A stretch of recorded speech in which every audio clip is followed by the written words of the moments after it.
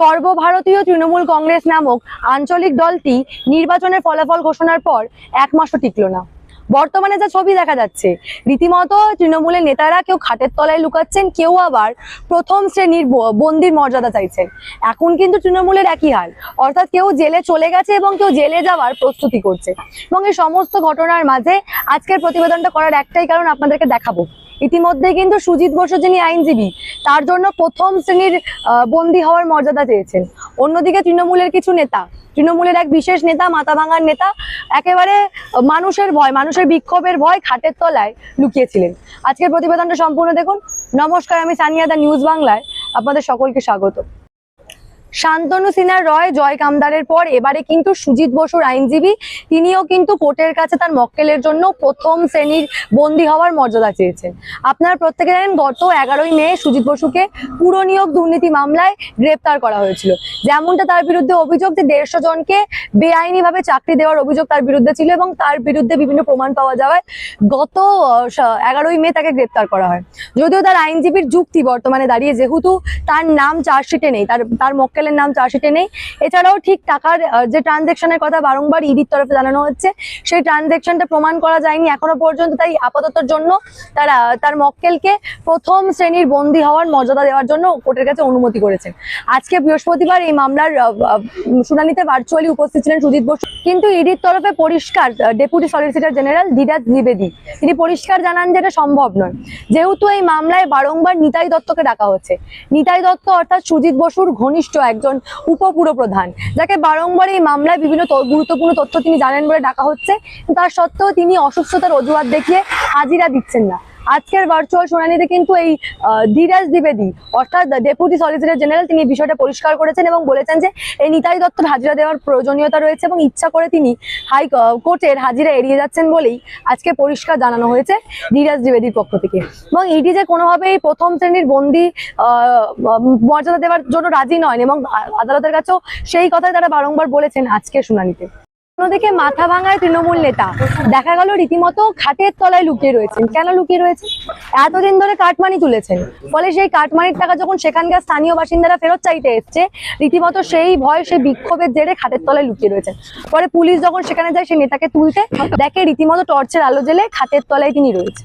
সত্যি বর্তমানে তৃণমূলের এই অবস্থায় দাঁড়িয়েছে, কেউ খাটের তলায় লুকোচ্ছে, কেউ গ্রেপ্তার হয়ে যাওয়ার পর প্রথম শ্রেণীর বন্দী হওয়ার জন্য আবেদন করছেন। একেবারে বর্তমানে দাঁড়িয়ে তৃণমূলের এই একই হাল। অন্যদিকে যেমন জানা যাচ্ছে, মাথাভাঙার এই সাইদুল, ইনি কিন্তু পেশায় সিভিক ভলেন্টিয়ার ছিলেন বলেই স্থানীয় সূত্রের খবর। অর্থাৎ সিভিক ভলেন্টিয়ার যোগ কোনোভাবেই শেষ হচ্ছে না।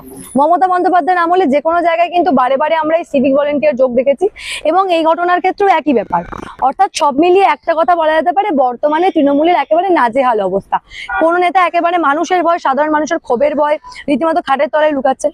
অবশ্য লুকাবেন না কেন, যখন এই আঞ্চলিক তৃণমূলের সর্বভারতীয় সম্পাদক অভিষেক বন্দ্যোপাধ্যায় মানুষের কাছে ডিমের বাড়ি খেতে পারেন, মানুষ যেখানে জুতো ছুটতে পারে, তাহলে এই ছোটখাটো নেতারাই বা কি করবে? এতদিন ধরে যে কাটমানি তুলেছে, মানুষ তো প্রশ্ন করবেই যে এত টাকা কি করে করলে।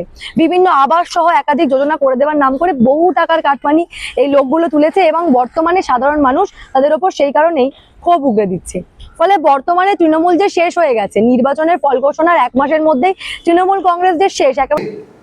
তৃণমূল কংগ্রেস দলটি একটু একটু করে নিশ্চিত বিলুপ্তির দিকে এগিয়ে যাচ্ছে, এটাই ভবিতব্য। আমাদের 1 মাস আজকে পূর্ণ হলো ভোটের নির্বাচনের ফল ঘোষণা। 1 মাসের মধ্যে আমরা ভবিষ্যৎবাণী করেছিলাম, আমাদের নেতারা বলেছিলেন, শ্রমিকবাবু বলেছিলেন, আমার রাজ্য সভাপতি, যে 1 মাসের মধ্যে তৃণমূল দলটা অস্তিত্বহীন হয়ে যাবে। একদম তাই হল। আজকে দেখুন, তৃণমূল কংগ্রেস আজকে ছিন্ন বিচ্ছিন্ন অবস্থায়।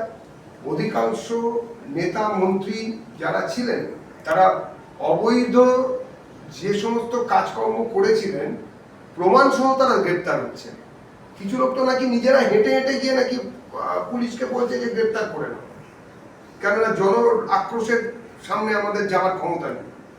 এইরকম একটা পরিস্থিতিতে যিনি নেত্রী, তার সঙ্গে দলের অর্ধেকের বেশি লোক আক্রান্ত হওয়ার নাটক করা হচ্ছে বিভিন্ন জায়গায়, সেখানেও লোক হচ্ছে না। বিভিন্ন সময়ে রাজ্য সরকার এবং বিজেপি দলকে কালিমালিপ্ত করার যত অপচেষ্টা সেগুলো নষ্ট হচ্ছে। তারপরে বিভিন্ন রকম ভাবে নিজেদেরকে ভাসিয়ে রাখার চেষ্টা করছে ওদের নেতারা, নিজেদের ক্ষমতা করছে। আমাদের এখানে কোনো কিছু বলার নেই। আমি আবারও বলছি, তৃণমূল কংগ্রেস নামক রাজনৈতিক দলটি কোনো রাজনৈতিক দল ছিল না। এটি একটি বিভিন্ন রকম মানসিকতার বিচারধারার লোক যারা একজোট হয়েছিলেন মমতার নেতৃত্বে, শুধুমাত্র সিপিএম বা বামফ্রন্টকে তাদের যে জগদ্দল পাথরের মতন অত্যাচারী যে মানসিকতা ছিল সেই সরকারটিকে সরিয়ে দেওয়ার জন্য।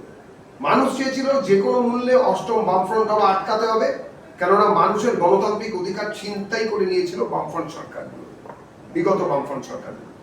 তাই জন্য তারা একজোট হন, কিন্তু বামফ্রন্ট চলে যাওয়ার পরে কোনো বিচারধারা না থাকার জন্য এই দলটির তারা এলোমেলো করে দেওয়া, লুটে পুটে খায়। আর ৭৫-২৫-এর যে ডক্ট্রিন ভাগাভাগি, তাকে সামনে রেখে একটা সিস্টেমকে চালান, সঙ্গে আইপ্যাক এবং তার সঙ্গে প্রশাসনের একাংশ। এই যেভাবে এই মিলেমিশে ১.৫ দশক ১৫ বছর ধরে পশ্চিমবঙ্গের মানুষের উপরে যে অত্যাচার ওরা চালিয়েছেন তার জবাব পশ্চিমবঙ্গের মানুষ দিয়েছেন। এখন ওদের সরকার নেই।